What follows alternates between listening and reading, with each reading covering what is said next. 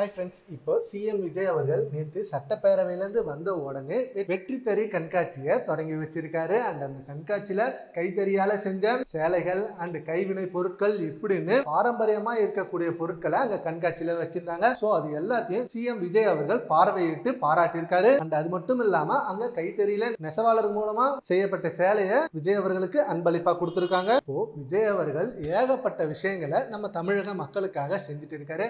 அவர் முதலமைச்சர் ஆனதுலேருந்து நிறைய நல்லதுதான் மக்களுக்கு நடந்திருக்கு.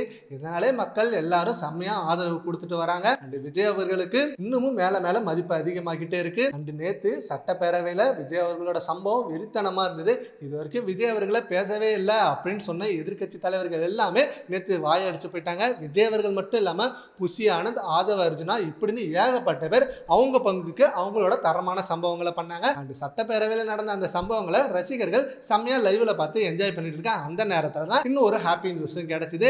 தளபதி விஜய் அவர்களை விவாகரத்து பண்ண போறேன்னு சொன்ன சங்கீதா நேத்து அந்த வழக்கை வாபஸ் வாங்கிட்டாங்க. இனிமே அவங்களும் சேர்ந்து வாழ போறாங்க. அந்த ஒரு ஹாப்பி மொமெண்ட்டும் தளபதி விஜய் ரசிகர்களுக்கும் டிவிகே தொண்டர்களுக்கும் கிடைச்சது. ஸோ இப்படி எல்லாமே செம்ம சம்பவமா மாறிட்டு இருக்கு விஜய் அவர்களுக்கு.